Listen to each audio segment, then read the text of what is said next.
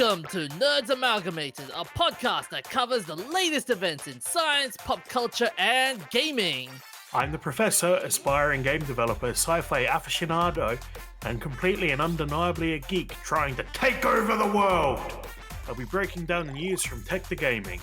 I am the DJ, a humble nerd, a big weeb, and a watcher from the halls of the multiverse. Just kidding. Anyways, I'll be breaking down all things comics to movies to anime.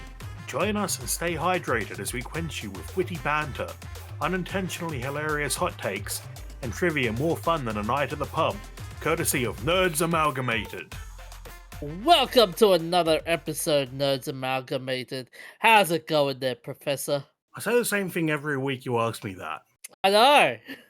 I mean, it's been a while since we last spoke. Not to mention we had some crazy weather. I didn't notice. Dude, I've been noticing it like from outside my window. Like 1 minute it's sunshines and rainbow, next minute, boom, you get rain. Like even yesterday, there was not a cloud in the sky. That all of a sudden it started raining for no apparent reason. This weather is getting crazier and crazier by the minute, man. I swear we're gonna turn into Melbourne. Instead of 4 seasons, we're gonna have 2 seasons instead. Yeah, that's pretty much what they predicted with climate change. Alright, anyways, so for our topics, we've got 5 years, $1 billion, 0 games, the rise and fall of Sega's SuperGame, 307 billion crickets are farmed each year, new research suggests they can feel pain, and finally, battle fatigue and body horror, why dark shonen anime has officially replaced Hollywood horror for Western audiences. So, Professor, take it away with your news about the Sega's SuperGame. Well, a few years ago, back in 2021, Sega announced that they were working on a super game that would take 5 years to create. It's now been cancelled. So one could say it's not so super after all. Thank you, good night. Right, we're done. Great. So the initial indications were that the super game would be one monolithic title. But then a year later, an interview clarified that the super game was actually multiple games. So basically Sega's AAA titles. Have they said like which games were going to be involved in this? No, they haven't. But I will note that the person interviewed, Executive Vice President Shuji Utsumi, that they were developing several titles under the title Super Game, or under the grouping Super Game. But he also said, in the past, people who played games were called gamers, but now watching games has become a culture in itself, and such people could no longer be called gamers. I think there is great potential in the relationship between play and watch games. So that sounds like Twitch integration to me. Yeah. But they also said that there were 4 criteria for the super game: multi-platform, global multi-language development, simultaneous worldwide release, and AAA titles. Wow, that sounds so promising. Yeah, so basically it just means any big game they make. Now, bringing it forwards to 2026, Sega have announced, and it is apparently Sega, not Sega. Growing up in Australia, we would call it Sega. Yeah. But it's not until games started coming out with the voiced logos that people started to hear how it was intended to be pronounced, which is apparently Sega. Not to mention the handful of games where instead of when you start up a Sega game and it goes Sega. Yeah. I remember. There's a few where it's just someone screaming Sega. I don't know why there's a few of those games that do that. They do. Anyway, they've announced a $31.6 million net loss during financial year 26, and they've cancelled the Super Game project, which is an odd decision because at the same time as cancelling the Super Game project, which is their AAA stuff, they also say that they're reducing their free-to-play priority and focusing on full game development. Ooh. And yeah, so the revenue from their free-to-play titles increased, but some of their games underperform. So they've invested $1 billion on their super game framework and have now cancelled it with nothing to show for it. This kind of story reminds me of in the movie sense. Do you ever remember that old Superman movie that they want Nicolas Cage to act as Superman? Yeah, the one that never happened. Yeah, like that. It's like that, but crazier in this sort of sense. So yeah, this is just a bit of confusing news for me because their free-to-play revenue is up, but not as much as they wanted. So they're cancelling free-to-play and going to larger games at the same time as cancelling their larger games project. What's going on? It couldn't just be a sign of a sign of what's happening around the world and how people are getting angrier and angrier with the whole model, the current gaming model, and just when Sega's like, oh crap, let's just shut down all these and go back to making games, actual games. But what are they making? If they're not making free to play and they're not making Super Game, what is their project? I mean, I could That's say, what's confusing me here. Are uh, they does this mean that they're going for more middle ground games, some double A, some inflated indie type games, rather than dumping all their resources into a couple of huge games? yeah, let's build another Sonic game. Why don't we? Hey, if there's one thing you can say about Sonic fans is that they'll pay money for any. Oh yeah, yeah, that's true. So given what we've seen so far, what actually happened to the teams and the hundreds of staff that were hired to work on this so-called super game? Were they let go or just moved on to other titles? It sounds like a lot of them have been moved on to other projects, which is nice to see in this age of game developers getting fired left, right, and center. Yeah, I guess so. I guess so. And did Sega ever go further than the concept work, or are there any playable super game content that will never see the light of day? I have no idea because I'll be honest, this week was the first I actually heard of their super game. Ah, yeah, yep. So yeah, we guess we're gonna get more double A Sega games and fewer triple A and free to play Sega games. Which, if free to play is underperforming Sega, hopefully it's underperforming everywhere else, and we'll get games that aren't as heavily microtransaction. Oh, yeah. Now we don't even see any more, like, we don't hear a lot more of the microtransaction dramas, unlike the last decade or two. Like we was Yeah, I when think a lot of people have just accepted it. Yeah, and I'm wondering, given with the fact that companies have done the whole game transactions, you reckon Sega just watched Capcom quietly print money with all with their games and how they can make microtransactions remakes for years and thought, let's let's choose that. Most likely. Although you also were saying with the whole free to play model as well, kind of dying down. You reckon this is a signal in which they could reshape which games can get greenlit industry wise? Yes, absolutely. It's absolutely a sign of change in what can get made. Yeah. Given that change, though, you reckon the innovation in gaming is going to improve or suffer? I don't know. We're gonna have to wait and see. I'm hoping that having a lot of smaller projects would improve innovation because reduce the pressure to succeed. But there's no way to know. Yeah. What's gonna be interesting, given now that Sega's done this sort of a move, you reckon we'll see more remasters and safe sequels and fewer new ideas in the short term, or I Yeah, I really can't speak to that. yeah. What's also fascinating is how the leadership hasn't faced anything for losing $31 million and canceling a project they spent 4 years hyping up. They haven't lost anything yet. We'll see if they make any changes on the upper levels. Yeah, I was also reading that article as well, and they were also mentioning about acquiring a company that did the Angry Birds game as well. Yes, they did that a couple of years ago. Yeah, that's amazing. So Like even with that acquisition, you would think they would come up with a game after that. yeah, when was the last Angry Birds game? Uh, last Angry Birds game. As of mid 2026, the latest major globally released traditional slingshot style game from Revoyo is Angry Birds Journey, launched fully in 2022. Yeah, that was the last game, Angry Birds Journey. So that was before they got by Sega. So they're clearly working on something else now. Yeah. It looks like Rovio worked on Sonic. Oh, okay. No, sorry, I've misread that.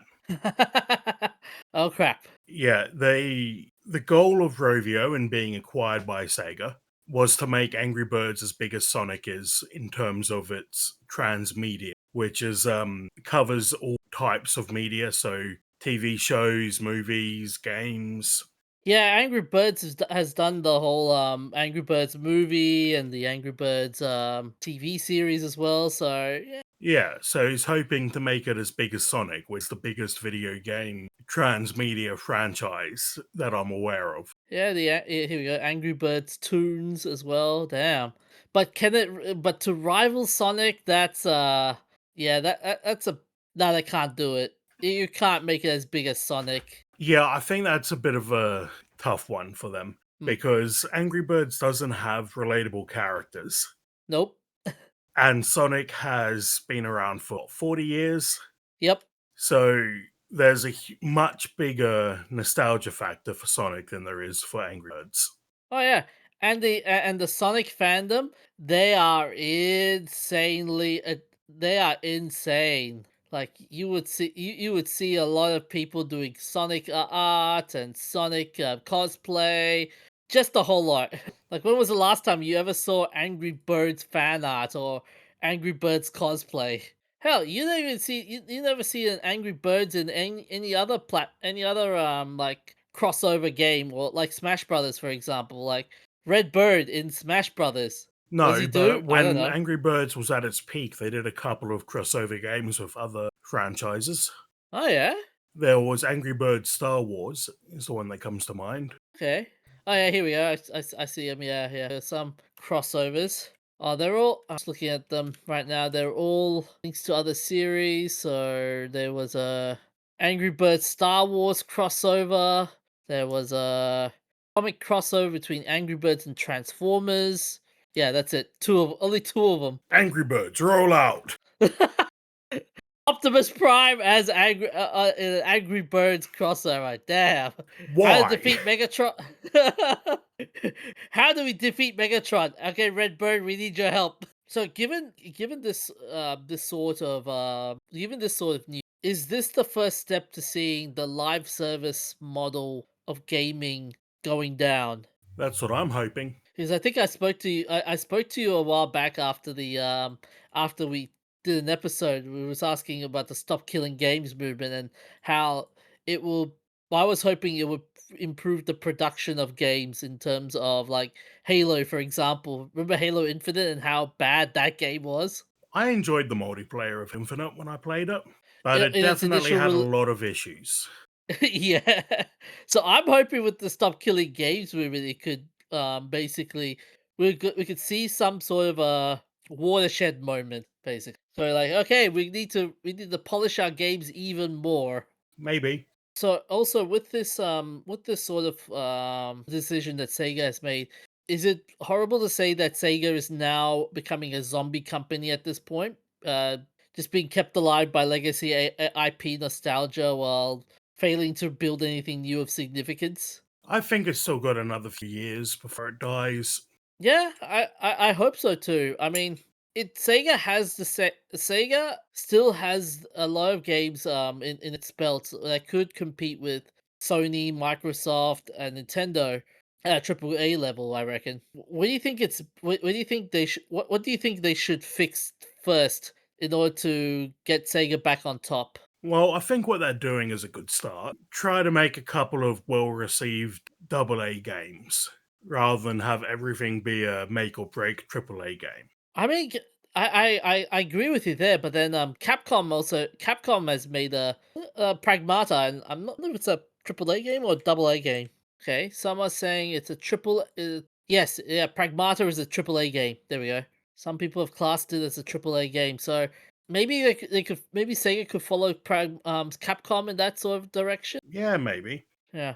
So, anyways, we should move on to our next topic, and that is 370 billion crickets are farmed every year, and new research suggests they can feel pain. So, for those wondering what the heck I'm talking about, it is basically a study conducted by Oscar Manzi and colleagues investigate whether house crickets show behavioral signs consistent with felt pain, specifically flexible and targeted self protective responses that go beyond simple reflexes. The researchers tested 40 males and 40 female crickets, each experiencing three conditions in random order: a hot probe applied to a single antenna at 65 degrees Celsius, hot, which is hot enough to activate damaged receptors but not cause lasting injury.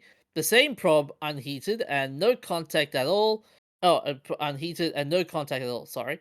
Behavior was filmed for 10 minutes, and observers scoring the footage did not know which treatment each animal had received. The results were striking. At the hot probe, crickets were more than twice as likely to groom the affected antenna compared to controls, and spend roughly 4 times longer doing so. This grooming also had a distinctive temporal profile. Elevated activity was sustained across the early observation period rather than being a brief reflective reaction. Notably, environmental stress levels and sex had no effect on the result, indicating that the self protective grooming was expressed consistently. The researchers argued that the cricket's behavior satisfied a key criterion many scientists and philosophers use to infer pain: flexible, directed self protection. And note that this is further supported by the knowledge that crickets possess damage receptors, can learn and show response to morphine. Jeez, who was helping the crickets shoot up? Oh, I would like to know. I would like to know as well. So, if the crickets can feel pain, where do we draw the line? Like, do ants, flies, or cockroaches qualify too? Well, that is the question, isn't it? Yeah. Most larger bugs can probably feel pain. Ants probably have the brain capacity for it. Because Mhm. if I'm remembering correctly, they also pass the mirror test where you put a mark on one and then put it in front of a mirror and it has to recognize that the mark is on it and not on some other ant. And there's also some research suggesting plants can feel pain, which all makes a lot of sense. No, wait a minute. I'm typing down Google plants can feel pain, and Google AI is going, scientifically speaking, plants do not feel pain because they lack a brain, nervous system, or pain receptor. They cannot experience the emotional or physical suffering that humans and animals do. Although, while they don't the experience conscious pain, plants are highly organisms. Okay, Google AI is wrong because I've read studies about plants feeling pain and responding to pain. Yeah, yeah. Here we are. Hang on a second. I'm looking at and then the Guardian also made the Guardian's also got an article talking about No, quiet. I'm not talking to you. someone the Guardian forum. They've got here a number of science studies have shown that pain plants feel pain. Animal rights and protesters are often used, but has anyone ever protested for vegetable rights? Well, you've got to draw the line somewhere. Yeah. Because a common argument is that, like, for animal rights, is that animals feel pain and we shouldn't be, enslaving animals and all. Hmm. But if we also accept that plants feel pain, then what can we eat that doesn't cause pain and suffering to something? Now, we can cause less pain and suffering by eating plants instead of animals because of how much energy is lost in each trophic level. But we can't completely eliminate it. So, from a harm minimization perspective, eating plants is better than eating animals. But, you've got to find a line and draw it for yourself. Okay, okay, but how about cloning? How about GM vegetable, for example? Instead of growing them naturally, we just grow them scientifically. Would that What you've just said means nothing. Oh, come on! Like plant Growing lab plants scientifically. What does that even? Lab grown vegetables. How about that? I think what you're trying to suggest is modifying the vegetables so they don't all pain. Yeah. Then yes, that would be an acceptable workaround. But I don't think we can do that. Yep. I don't think the will is there to find out how to make plants that don't all pain. You know, now that we accept now, if we accept insects feeling pain, does that make every person who ever used bug spray a mass torturer now? Yeah, if bug spray causes pain, Oh damn! you're a horrible person, D. Oh damn it! Hey! I don't like cockroaches spreading germs all over the all over the house. Okay. You know what? I'm not a fan of cockroaches, but at least I have the dignity to kill them in one hit. Let me guess. Shoe or sandal? Yeah, the biggest, heaviest shoe I can find. Makes it difficult when they're on the roof, though. Oh yeah. No, I'm cool Yeah. with bugs. Just you guys stay in your place and I'll stay in my place, and we're fine. It's an uneasy truce, but I can take it. I'll take it. I'll take it. Okay. Look, until I can go and live on a space station and not have to deal with bugs, that's the best way. And I like some bugs. I like bees. What's interesting is that we've known for decades that fish can feel pain, and everyone largely ignores it. What makes anyone think that this research will actually change anything? You know, it probably won't.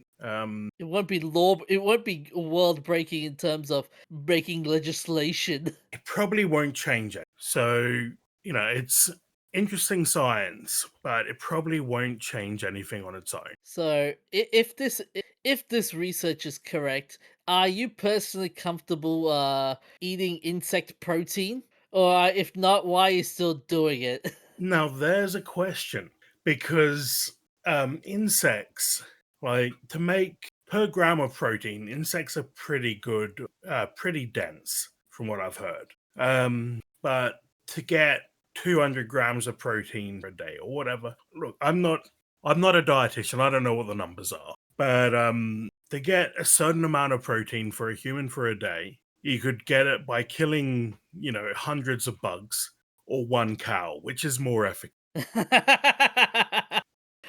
Oh damn. Oh, but then that's interesting. If you imagine if you eat cricket protein bars because they're ethical compared to beef, then this research suggests you may have been sold a story that's a lot more complicated than the packaging implies. Well, yes, I think it would also depend on how because at some point, we're finding out that things we have historically considered lower forms of life are intelligent and have feelings and all that. But we have to draw the line at some point of what we accept we can eat because we can't live off the air. Make nothing out into something. So I think the way to do it is to figure out what would cause the least harm because we're a long way from any sort of sci-fi technology turning ourselves into plants so we can photosynthesize stuff. Or even, yeah, we're really far ahead to making the food replicator. Man, that would be so cool if they do it this day and age. Yeah, I don't know. I enjoy cooking, but I'd take a machine that just serves me. I don't That's enjoy it. cooking that much. Like I like it, but I don't want to do it all day every day. What's also interesting about this research, it challenges the philosophical assumption that the complexity of the brain capacity for experience. Yeah, something as small as a bug can feel pain and experience pain. Can it also experience love? Oh yeah, Probably not, but it's an interesting question. yeah. I mean, if we find out that it has it has feelings, and Disney was right in the end with the whole A Bug's Life movies and whatnot.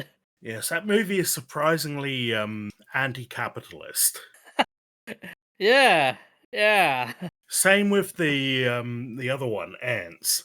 Oh yeah. Yeah. Okay. On Although I the suppose speak. Ants is more anti-fascist than anti-capitalist in particular. Yeah, yeah, yeah. And a I don't know. lot of action, and a lot of action, and those movies were dark as well, Yeah, very that dark. battle scene in Ants. Oh shit. I don't know. I Speaking, haven't seen that movie in a couple of decades. But yeah, yeah, yeah. that got dark. Speaking of media and dark, we've got a double header in terms of anime news. So we got Bleach's Studio, which is Studio Pierrot, introducing a new anime series that ban anime fights. Studio Pierrot, the anime studio behind Bleach and Naruto, has officially banned fighting in the new series, Magical Sisters Laluto Lily, which follows a strict no battles rule, with producer Yohei Fukai explaining the motivation.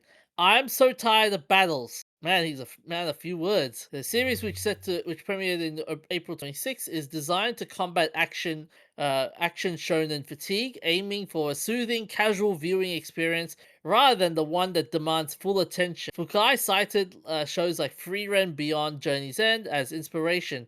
Is the sixth entry in Pierrot's Magical Girl series, reviving a line that hasn't seen an installment in 28 years. Meanwhile, Pierrot will return to its battle action roots later in 2026 with the final core of Bleach: A Thousand Year Blood War in July. And as for the and also an interesting article with Dark Shonen appealing to Western audiences, and they argue that Dark Shonen's Western success comes down to one thing: it occupies the same cultural lane as elevated horror films, giving Western audiences their catharsis, psychological tension, and moral ambiguity from anime instead, effectively making Dark Shonen gateway for a generation. And they've given some parallels such as pacing and atmosphere, horror comparisons, bleak themes over optimism, visceral visuals, and emotional stakes. You know what this reminds me of? Was that? The time people were making memes about Doom and Crossing. You've got one that's all sunshine and rainbows, and one that is killing demons. Yeah. And you get Animal Crossing.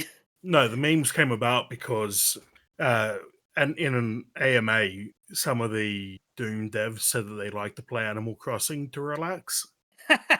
Nice. And apparently, I'm looking at the Reddit right now with the origins of this meme, of the Doom meme, and they said that apparently Doom Eternal and New Horizons were released on the same day amidst the pandemic. So there's a cool coincidence. Yep. But yeah, here's a question for you about in relation to those topics though. Like, is the producer who said that I'm so tired of battles secretly speaking for the entire creative team behind Bleach and Naruto? Because Well, he doesn't have to. He's the creative director. What he says goes. yeah. Also, by the way, for anyone that's curious, what's Magical Sisters Luta Lily is all about? It is basically two sisters from a quote a land of magic who were once on terms with one another but have drifted apart. Suddenly, they were given magical powers by two cat-like spirits, allowing them to transform into magical girl idols. However, there's a catch. These powers only last for a year, and they cannot tell anyone that magic exists. So yeah, that's a twist. But with the dark shonen anime, if Western audiences are flocking to anime for darkness and consequence that Hollywood refuses to deliver, is that a damning indictment to the entire modern blockbuster industry? No, I think people still like their fights. I think it's just a particular niche of the audience that are tired of fights and interested in. The dark, the darkness. Oh, sorry, we're talking about the darkness now. Yeah, I Yeah, we're zoned talking out about. for a second. That's okay. Yeah. The darkness, I think there's a lot of reasons people are into dark movies and anime. I think part of it is that the reason people like horror movies is because it's a controlled scare. It lets you be in control of the danger. You don't know what's going to happen exactly, and that's why it's scary. But you know that once you get through it, everything goes back to normal and you're safe again. Yeah. I think that's why people like scary stories. It's a way of playing with fear. I don't think, if you took your average horror fan and dropped them into a lining, I don't think they'd be very happy. That okay. That said, though, when you're talking about the darkness and the horror stuff, okay, I know you're a bit of a June fan, okay? And don't curse me for this, but could you class June as a horror movie? No. No? I mean, I mean that whole like series goes very dark in a manner of speaking. I mean, maybe the next one could be horrific because it's going to show the consequences of the jihad. But yeah, I wouldn't call it horror. Okay, would you? Okay, okay? Even if you say it's not horror, would you call that series a dark shonen then? What exactly does shonen mean again? Shonen, it means if I recall, shonen means young boy in in Japanese term. It's not really it's not a genre but a demographic. But the demographic is incredibly broad. The stories can span multiple genres, including comedy, sports, romance, and mystery. Right. So it's sort of like Doctor Who. It's appropriate for everyone. But I wouldn't say June is really appropriate for young boys, so I wouldn't call it a shonen. Yeah, but it was, but it has the growth element. Like this is Paul Atreides. He's growing up to be the next ruler of Arrakis, and he finds love, and he finds and he finds love, and and his family is getting destroyed, and he becomes he becomes crazy with power in a good way. Oh, you nearly killed me. In a good way. In a good way. Okay. Hey, dude, hey, June number 2 says it, okay? Him leading the rebellion, okay? Come on. It is a good way. Is it not? Come on. Come on. Oh no. I hate to break this to you, but no. You've missed the point so hard. I know.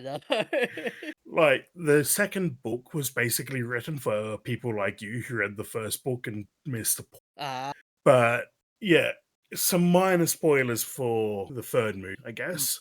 But it's all pretty clear in the trailer. So okay. anyway, minor spoiler. It's not just a battle against the Harkonnens and the Emperor. It goes so much deeper than that. And Paul doesn't control in a way. The other interest with dark shonen anime compared to traditional shonen animes is the fact that there is no happy ending in the dark shonen. Like it's always like things go don't have a happy ending. Like no one lives happily ever after. It's always bleak and sad. Yeah, I wouldn't say June has a Happy ending. happy ending until you get to, like, okay, the whole through line of the first few books is in a way working towards a happy ending, but that doesn't come until the sixth book. So I'm trying not to spoil. Oh yeah, that's fair enough. That's fair enough. So yeah, June I guess could be dark, but I wouldn't call it shonen. Okay. You reckon the whole dark shonen being popular in the West is just a phase? Like are we one overhyped disappointing ending away from audiences abandoning it in the same way they abandoned Game of Thrones, or I don't think people abandon Game of Thrones because House of the Dragon and Knight of the Seven Kingdoms have done incredibly well. oh, they've done incredibly well, but then that's on the back. That's after how many years since that crappy ending of Not as many as I would have thought. Yeah, yeah, yeah. I don't think it's going to be a phase. I think we're going to see a lot. Well, it won't be a phase, but I hope we get more get more stories from it. Well, I think everything in media is a phase. Mm. So, Yeah. yeah. Until AI comes in and takes all over. Anyways, we'll be back with our shout outs and our wacky on the 13th of May 2026. It's the 50th anniversary of Breakout. Breakout, a 1976 action video game developed and published by Atari for arcades in Japan, was released by Namco. This game was designed by Nolan Bushnell and Steve Brislow and prototyped via discrete logic chips by Steve Wozniak with assistance from Steve Jobs. In the game, 8 rows of bricks line the top portion of the screen, and the player's goal is to destroy the bricks by repeatedly bouncing a ball off a paddle into the concept was predated by Ramtech's Clean Sweep in 1974, but the game's designs were influenced by Atari's own Pong. The arcade version of Breakout uses a monochrome design underneath a translucent colored overlay. The game was a worldwide success. It was among top five highest grossing arcade games of 1976 in the US and Japan, and among the top 3 in both countries for 1977. A port of the game was published in 1978 for the Atari 2600 with color graphics. An arcade sequel was released in 1978. Super Breakout was who introduced multiple bouncing balls. Steve Wozniak and Steve Jobs went on to found the Apple Computer Company with Ronald Wayne. The company's influential Apple II computer, designed mostly by Wozniak, had technical elements inspired by Breakout's hardware. You've played this game, haven't you, Professor? I think everyone has. It's like Pong. Everyone's played Pong. Everyone's Yeah. played Breakout. Everyone's played Space Invaders. Yep. Everyone's played Tetris. Yeah. The simplicity of the game created a problem when copyright filing was denied because it, and I quote, did not contain a minimum amount of original pictorial or graphic authorship or authorship in sounds, and Atari appealed. In Atari Games Corp versus Oman, the Court of Appeals Justice Ruth Bader Ginsburg found that the work was copyrightable. Atari was unable to use Wozniak's design. By designing the board with a few chips as possible, he made the design difficult to manufacture. It was too compact and too complicated to be feasible with Atari's manufacturing methods. However, Wozniak claimed Atari could not understand design and speculates, quote, maybe some engineer there was trying to make some kind of modification to it. Atari ended up designing their own version for production, continuing about 100 TTL chips. Wozniak found the gameplay to be same as his original creation and could not find any differences. The arcade cabinet used a black and white monitor, but the monitor had stripes of colored cellophane placed over it so the bricks appeared to be in color. Okay. On the 13th of May 1958, Ben Carlin becomes the first and only person to circumnavigate the world by amphibious vehicle, having traveled over 17,000 kilometers, which is 11,000 miles by sea, and 62,000 kilometers, which is 39,000 miles by land during a 10-year journey. Benjamin Carlin, an Australian adventurer who was the first person to circumnavigate the world in an amphibious vehicle.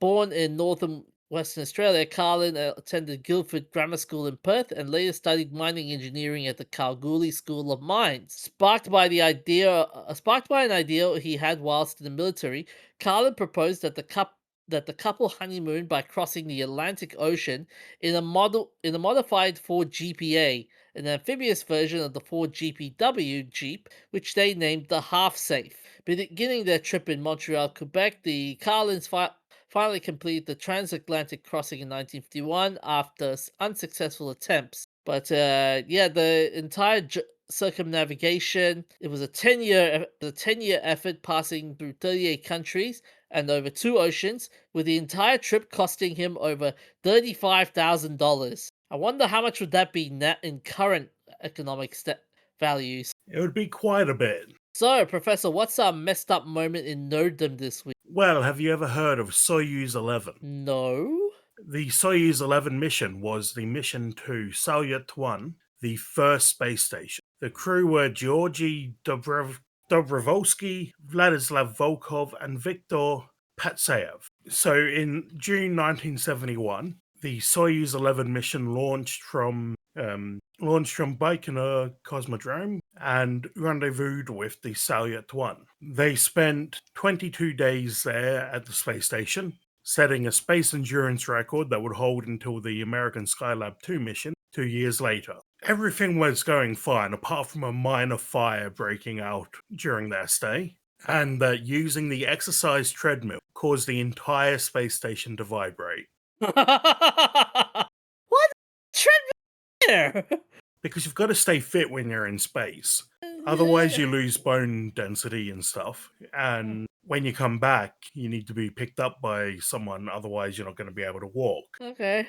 Now, for 22 days, it might not be as important. But yeah, the intention is probably experiments for longer term inhabitation. So, Okay. when they left the station to return to Earth, they brought their scientific specimens, films, tapes, and other gear into the Soyuz 11, disconnected from the station, and returned to Earth. Oddly, they stopped talking long before they would have normally been unable to communicate because of the ionospheric blackout. So basically, when you're coming back through the atmosphere, radio communications get cut off because of the conditions around the craft. Yeah. The recovery team arrived at the capsule and opened it and found all three men dead. Oh. The cause of death was that they had all asphyxiated, and that the valve that connected the orbital module and the descent mod to Soyuz had come open as they disconnected from the service module. And the investigation found that explosive bolts that were supposed to fire sequentially fired simultaneously. This caused the valve to open, and the loss of pressure was fatal in less than a minute. And they The didn't realize it? Well, they didn't have time. They had less than a minute to solve the problem once it occurred. Oh, damn. Although the original crew of the Soyuz, who were bumped because one of them came down with suspected tuberculosis, the commander had advised that they should manually close the valves because he didn't trust them to automatically shut.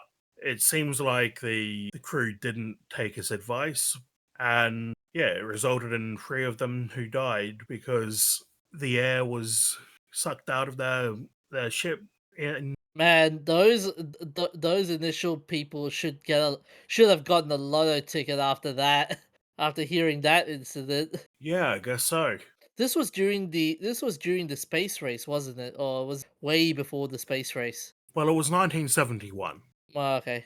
So I think the space race technically finished in 1969 with the moon landing, but space activities were still popular through the 70s. Still scary as hell. Like, imagine you're in that spacecraft and you don't realize that the air is becoming unbreathable. Oh, there's no air. Yeah, they wouldn't have had long to realize if they did. Well, they were still in their spacesuits, weren't they, when this happened, or were they Um, not? I'm not actually sure how the Soyuz works, but generally they wear, these days at least, they wear pressure suits, which aren't full spacesuits, Hmm. but are designed to keep you alive and also to help you resist the G's and stuff like that. Yeah, the so-called spacesuit. There we go. Huh. Yeah, totally different to the American space. And interestingly enough, these suits were first introduced in the 1973 following the Soyuz 11 mission disaster. There we go. Huh. Okay. Damn, I bet you all those space tourists must be also thinking about incidents like these, and they go, all right, we need to find a way how will never have repeated incidents like that ever again. Yeah, that's the intention of space missions. Hmm. Make sure that whatever went wrong before never happens again. Yeah. Although space missions nowadays there'll be too many variables, but anyways, on to our wacky movie. On the 13th of May 1984, Dreamscape premiered in France. This was written in part and directed by Joseph Rubin. Uh, this movie starred Dennis Quaid, Eddie Albert, Max von Sydow, and others. And here's the plot summary. A man who can enter and manipulate people recruited by a government agency to help cure the President of the United States of his nightmares about nuclear war, but stumbles upon an assassination plot. This is like watching Inception. Or better yet, Yes, it is. or better yet, Nightmare on Elm Street. So, according to author Roger Zelensky, the film developed from an initial outline that he wrote in based in part upon his novella He Who Shapes and 19th novel The Dream Master. He was not involved in the project after 20th Century Fox bought his outline because he did not write the film treatment or the script. His name does not appear in the credits. Assertions that he removed his name from the credits are unfounded. After directing the pilot episode for the television series Breaking Away, Joseph Rubin began looking for a new project. After coming across David Lowie's script for Dreamscape through the William Morrison agency, Rubin was engrossed by the visuals Lowery described in the script. Russell stated that much of the rewrites was centered around scaling down the ideas with its initial script, such as the reoccurring nuclear holocaust nightmare suffered by Eddie Albert's president, which originally took place in New York City and featured the destroyed Statue of Liberty and a backdrop of fiery seas with the boat of undead who would not be that would not have been filmable. Another change Rubin and Russell made to the script include expanding the character of Buddy, who they felt was instrumental in Gardner's development from a selfish opportunist into a hero. This was the second film to be rated PG-13 under the new MPAA rating guideline, following Red Dawn in 1984, which had come out weeks prior to this film's release. There was supposed to be a sexualized nudity in the love scene, including Alex and Jane, that takes place in the middle of the film.